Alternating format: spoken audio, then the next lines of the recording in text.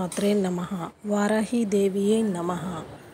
అందరికీ నమస్కారం అండి. అందరూ ఎలా ఉన్నారు? నేనైతే చాలా బాగున్నాను. మీరందరూ కూడా బాగుండాలని మనస్ఫూర్తిగా కోరుకుంటున్నానండి. ఈరోజు చెప్పబోయే మంత్రం వచ్చేసి ఒక స్విచ్ బోర్డ్ అన్నమాట. స్విచ్ బోర్డ్ అంటే మనం యూనివర్స్కి మన ఇబ్బందిని, మన బాధల్ని చెప్పుకుంటూ మన కోరిక తీర్చమని అడగటం కోసం ఒక కోడ్. ఈ స్విచ్ బోర్డ్ నెంబర్ని ప్రతిరోజు కనుక 28 రోజులు 28 సార్లు ప్రతిరోజు 28 సార్లు కనుక జపించినట్లయితే అది ఎంతటి పెద్ద కష్టమైన సమస్య అయినా తీరిపోతుందన్నమాట.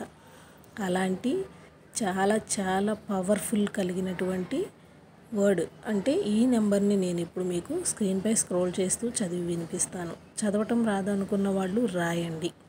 కనీసం అలా అయినా కూడా మన కోరిక ఏదైనా సరే తీరిపోతుంది. మనకి డబ్బు కావాలి, లేదా జాబ్ రావాలి, లేదా పెళ్ళి కావాలి, వివాహం జరగాలి, ఏదైనా సరే మన సమస్యని జరిగింది అంటే నాకు జాబు వచ్చింది, నాకు శాలరీ వచ్చింది అని చెప్పుకున్న తర్వాత ఈ స్విచ్ బోర్డ్ని 28 సార్లు చెప్పుకోండి. ఏదైనా వచ్చేసింది అన్నట్లుగా మనం చెప్పుకోవాలి యూనివర్స్కి. అప్పుడు మన కోరిక త్వరగా తీరుతుంది. ఫలితాలు అనేవి ఎక్కువగా ఉంటాయన్నమాట. ఆ స్విచ్ బోర్డ్ ఏంటనేది ఇప్పుడు స్క్రీన్పై స్క్రోల్ చేసి చదివి వినిపిస్తాను. దీనికి నియమాలంటూ ఏమీ లేవండి. ఎవరైనా సరే ఎప్పుడైనా సరే జపించవచ్చు. ప్రతిరోజు మాత్రం 28 రోజులు 28 సార్లు, ఖచ్చితంగా 28 సార్లు అయితే మాత్రం జపించి తీరాలి. అది ఆ స్విచ్ బోర్డ్ వచ్చేసి rush on count now done.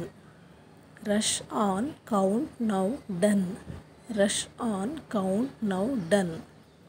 అంటే మనకి రావాల్సింది మనకి స్టార్ట్ అయిపోయింది, వచ్చేసింది ఇంకా అని అర్థం అన్నమాట.